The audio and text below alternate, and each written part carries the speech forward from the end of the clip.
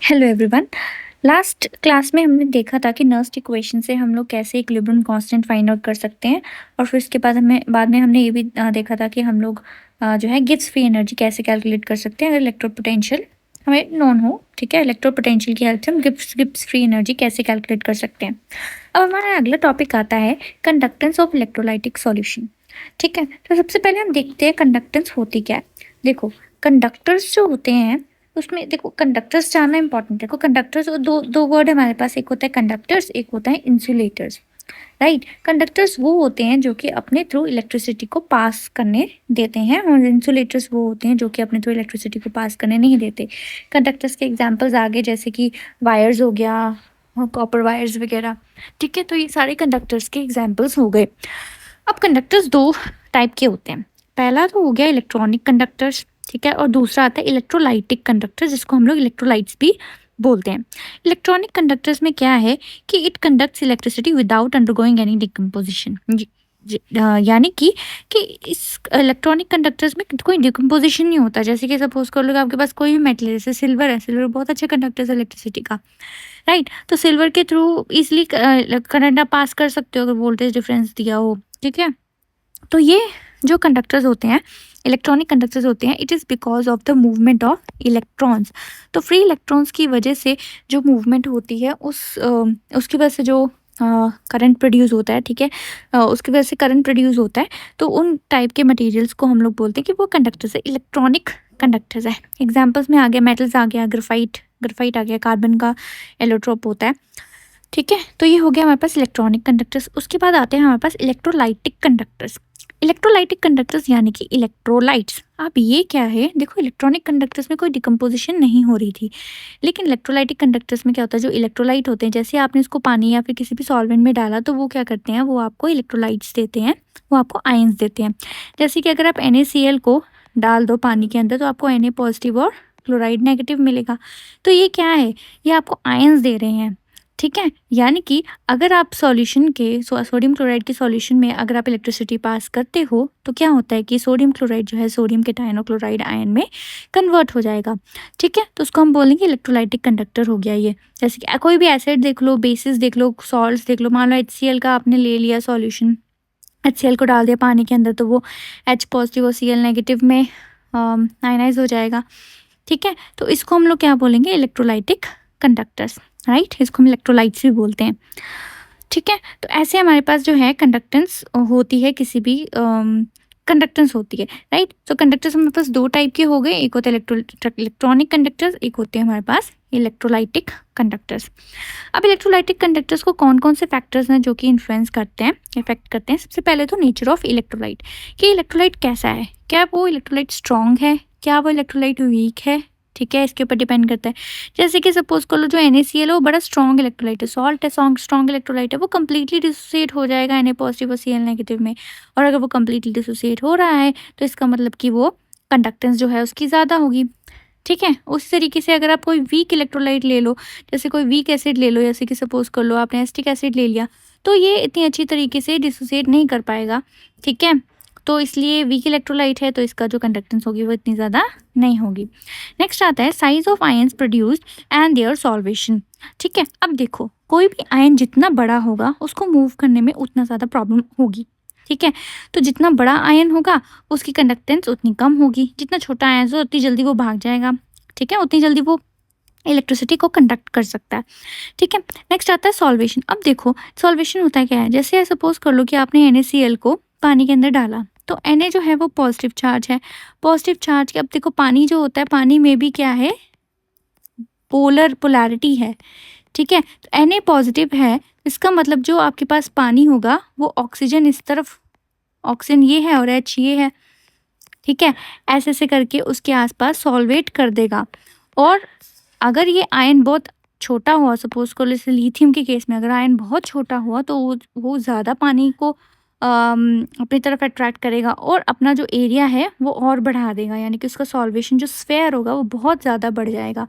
खुद lithium ion इतना होगा लेकिन उसके पास पास जो वाटर मॉलिक्यूल्स होंगे उनकी अटैचमेंट की वजह से वो जब पास में आएंगे, ठीक है, उनकी इंट्रैक्शन की वजह से वो जो साइज़ है वो बहुत बड़ा हो जाएगा। तो अगर साइज़ बड़ा हो गया, मूवमेंट कम हो गई, इसकी वजह से कंडक्टेंस भी कम हो गई, ठीक है। तो इसलिए साइज ऑफ आयंस जो है वो कितना साइज का प्रोड्यूस हो रहा है वो भी इफेक्ट करता है इलेक्ट्रोलाइटिक कंडक्टेंस पे और सॉल्वेशन पे भी, ठीक है। और सॉल्वेशन भी इफेक्ट करता है इलेक्ट्रोलाइटिक कंडक्टेंस पे। नेक्स्ट आता है nature of solvent and it's viscosity, कि सॉल्वेंट जो है वो कितना अलाउ करता है किसी भी आयन को अपने थ्रू पास करने में, ठीक है। तो अगर वो ज़्यादा विस्कस है तो आयंस जो है वो इजीली मूव नहीं कर पाएंगे, और अगर वो मूव नहीं कर पाएंगे तो इलेक्ट्रिकल कंडक्टेंस नहीं हो पाएगा, इलेक्ट्रोलाइटिक कंडक्टेंस नहीं हो पाएगा। नेक्स्ट आता है कंसंट्रेशन ऑफ सॉल्यूशन। अब सॉल्यूशन कितना ज़्यादा कॉन्सेंट्रेटेड है, देखो दोनों ही केस में क्या होता है हम लोग देखेंगे कि जो जैसे सपोज कर लो कि आप वीक इलेक्ट्रोलाइट की बात कर लो। अब वीक इलेक्ट्रोलाइट की जब बात करेंगे तो आयनाइजेशन जो होती है वो कम होती है। अगर कंसंट्रेशन ज़्यादा हुआ तो आयना, हम आगे जाके देखेंगे, जो वीक इलेक्ट्रोलाइट होते हैं वो सबसे ज़्यादा डिसोसिएट कब करते हैं, जब कंसंट्रेशन बड़ा लो होता है, जब वो डाइल्यूट होते हैं ना, काफ़ी ज़्यादा डाइल्यूट होते हैं, उसी केस में वो आयनाइज करते हैं, अच्छा आयनाइज करते हैं, ठीक है। मतलब उसी केस में वो आयनाइज कंप्लीटली करेंगे, ठीक है। तो वीक इलेक्ट्रोलाइट के केस में क्या होगा कि जैसे जैसे सॉल्यूशन का कंसंट्रेशन बढ़ेगा आयनाइजेशन कम होगी, ठीक है। उसकी वजह से अगर आयनाइजेशन कम होगी इलेक्ट्रोलाइटिक कंडक्टेंस भी कम होगी। और अगर हम स्ट्रॉन्ग इलेक्ट्रोलाइट की बात करें तो देखो स्ट्रॉन्ग इलेक्ट्रोलाइट तो आपको पूरा आयनाइज दे देगा, ठीक है, पूरा आयनाइज हो जाता है।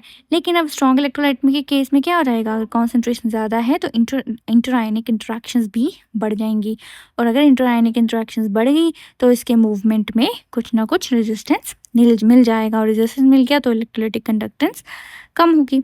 नेक्स्ट आता है टेम्परेचर। अब ये तो टेम्परेचर का पता है हमें कि आयंस जो है वो फास्ट मूव करेंगे अगर टेम्परेचर हाई होगा, तो increase in temperature will increase the electrolytic conductance.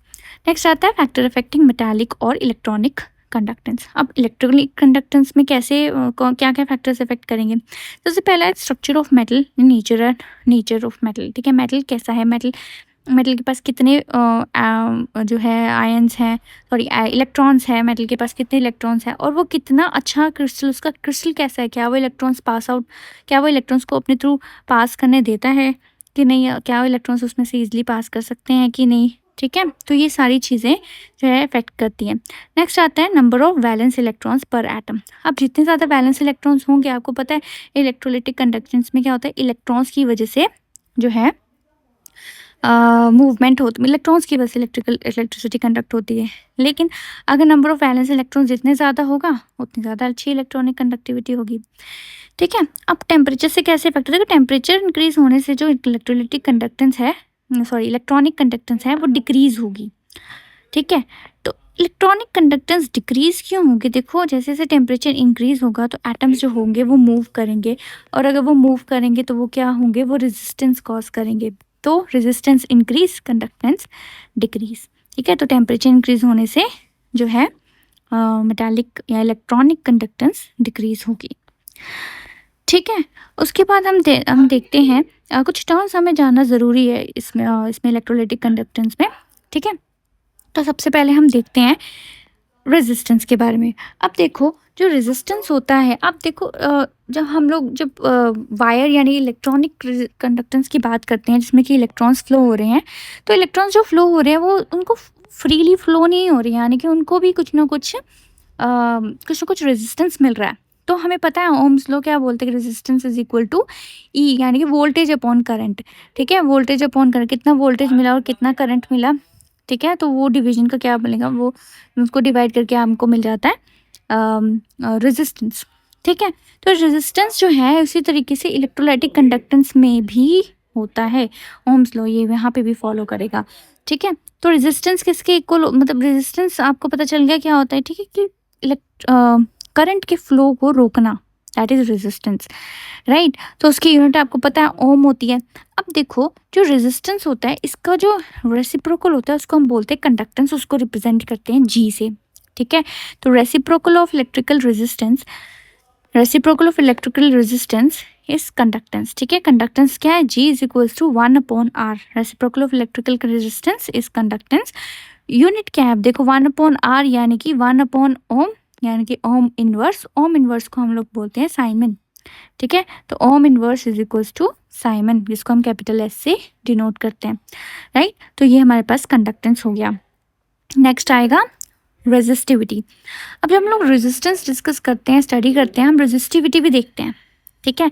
अब रेजिस्टिविटी क्या होती है? Resistance of a unit volume of a conductor.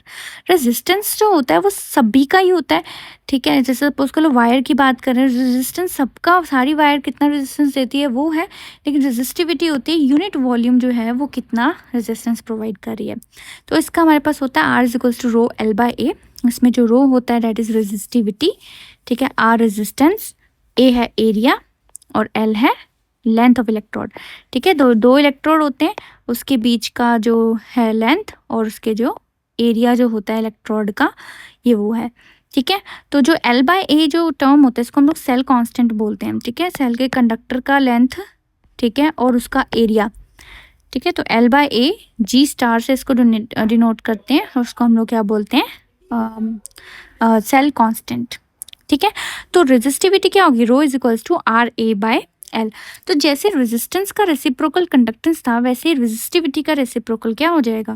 Conductivity, जिसको हम स्पेसिफिक कंडक्टेंस भी बोलते हैं, ठीक है। जैसे रेजिस्टिविटी को भी हम लोग स्पेसिफिक रेजिस्टेंस बोलते हैं ना, तो वैसे ही कंडक्टिविटी को भी हम क्या बोलेंगे? स्पेसिफिक कंडक्टेंस, जिसको हम कापा से डिनोट करते हैं, ठीक है। तो reciprocal resistivity is your conductivity. It is a conductance of solution of 1 centimetre length and 1 centimetre square of cross section. 1 centimetre length और 1 centimetre square of cross section area का जो रेजिस्टेंस होगा इस दो इलेक्ट्रोड के बीच में, ठीक है, उसको हम लोग क्या बोलेंगे? कंडक्टिविटी। तो kappa is equals to 1 upon rho, kappa is equals to L upon R A, kappa is equals to G multiply by, ठीक है। 1 अपॉन आर क्या हो गया? 1 अपॉन आर आपके पास कंडक्टेंस हो गया, multiply by L by A, right. तो ये हमारे पास आ गया कंडक्टिविटी कापा। ओके, नेक्स्ट हमारे पास आता है मोलर कंडक्टिविटी, ठीक है। मोलर कंडक्टिविटी अब क्या होता है? मोलर कंडक्टिविटी आपके पास क्या होता है कि जैसे सपोज को हमारे पास हमने एक वॉल्यूम ले लिया, ठीक है, ये इलेक्ट्रोड ले लिया, ठीक है। तो इस वॉल्यूम में 1 मोल अगर आपके पास सॉल्यूशन है, तो 1 मोल सॉल्यूशन का कितना कंडक्टिविटी होगा? That is your molar conductivity, ठीक है। Conductance of volume V of solution containing 1 mole of electrolyte kept between 2 electrodes with area of cross section A and distance of unit length, ठीक है। Electrode जो है उसका जो area of cross section A है और डिस्टेंस यूनिट लेंथ है, इसके बीच में जितना भी आपके पास 1 मोल जो इलेक्ट्रोलाइट प्रेजेंट है उसका कंडक्टिविटी को हम क्या बोलते हैं? मोलर कंडक्टिविटी, ठीक है। तो मोलर कंडक्टिविटी कैसे निकालते हैं? कापा अपॉन कंसंट्रेशन, मोलर कंसंट्रेशन, ठीक है। कापा का यूनिट क्या हो गया? साइमन पर मीटर, और कंसंट्रेशन क्या हो गया? मोल पर मीटर क्यूब। तो मोलर कंडक्टेंस क्या होगा? साइमन पर मीटर स्क्वायर और साइमन मीटर स्क्वायर पर मोल। तो 1 मोल पर मीटर क्यूब किसके इक्वल होता है? अगर हम जो है इसको कैलकुलेशन ही है ये, ठीक है। अब देखो 1 मीटर क्यूब में कितना होता है? 1000 लीटर्स, ठीक है। तो 1 मीटर क्यूब में 1000 लीटर्स होते हैं, तो 1000 लीटर पर मीटर क्यूब, इसको मल्टीप्लाई किया मोलारिटी से। मोलारिटी क्या होती है? मोल अपॉन लीटर, लीटर से लीटर कैंसिल हो जाएगा तो मोल पर मीटर क्यूब आ जाएगा, ठीक है। मोल पर मीटर, यहाँ पर मोलारिटी लिखने की ज़रूरत नहीं, mole per litre is equal to molarity only, ठीक है। तो यहाँ से ये कैंसिल इक्वल हो जाएगा, kappa upon 1000 litre per metre cube multiply by molarity. अब देखो मोलारिटी किसकी इक्वल है? मोलर कंडक्टेंस किसके इक्वल है? कापा डिवाइडेड बाय कंसंट्रेशन, ठीक है। Conductivity divided by molar concentration, तो conductivity divided by molar concentration यहाँ पे हमने लिखा है। ये हो गया कंडक्टिविटी, ये हो गया हमारे पास मोलारिटी। अब देखो हमने इसको डिवाइड करना है 1000 लीटर पर मीटर क्यूब से। क्यों कर रहे हैं हम ऐसा? हम इसलिए कर रहे हैं ताकि ये लीटर जो है लीटर से कैंसिल हो जाए और हमारे पास जो है मोलारिटी जो है वो इसके जो हमारे पास मोलर कंडक्टिविटी है वो उसका ये आ जाए। मोलर कंडक्टिविटी का यूनिट क्या है? साइमन पर मीटर क्यूब पर मोल, और मोलारिटी का यूनिट होता है मोल पर लीटर क्यूब, पर लीटर होता है। तो मोल पर लीटर को हमने चेंज करना होता है, ठीक है। लीटर को हमने एक्चुअली में मीटर क्यूब में चेंज करना है, ठीक है। तो इसलिए हमको यहाँ से डिवाइड करना पड़ेगा यहाँ पे। उसी में ही अगर आपके पास अगर उस आपके पास सेंटीमीटर क्यूब में आपने चेंज करना है तो इसको क्या करना पड़ेगा? मल्टीप्लाई करना पड़ेगा 1000। अब देखो स्क्वायर में चाहिए तो हमको 1000 से मल्टीप्लाई करना है, अगर हमको मीटर स्क्वायर में चाहिए तो उसको 1000 से डिवाइड करना है। तो इसका एक सिंपल सा क्वेश्चन है, ये सॉल्व करते हैं। The conductivity of a solution containing 1 ग्राम आपको एनहाइड्रस बेरियम क्लोराइड दिया हुआ है 200 ml वाटर में, ठीक है। तो centimetre cube is equal to 1 centimetre cube जो होता है वो वाटर के केस में 1 ml के ही इक्वल होता है, ठीक है। उसका इतना है आपके पास कंडक्टिविटी। तो आपने मोलर कंडक्टिविटी निकालनी है। सिंपल सा कापा आपको गिवन है, मोलर मास आप निकाल सकते हो। मोलैरिटी क्या होती है? Given mass upon molar mass. अब 200 ml था, उसको लीटर में चेंज करना था, तो 1000 से डिवाइड कर दिया, मोलैरिटी निकल आया। अब मोलैरिटी निकल आया तो आपके पास है मोल पर लीटर, ठीक है। और यहाँ पे आपको सेंटीमीटर है, अब सेंटीमीटर है तो हमको मल्टीप्लाई करना है 1000 से, ठीक है। तो यहाँ पे हमने सारा वैल्यूज पुट करी और लैम्डा और जो हमारे पास है मतलब मोलर कंडक्टिविटी आ गई, ठीक है। तो यहाँ तक हमारे पास जो है कंडक्टिविटी का टॉपिक यहाँ पे कंप्लीट होता है। नेक्स्ट हम लोग आगे डिस्कस करेंगे नेक्स्ट क्लास।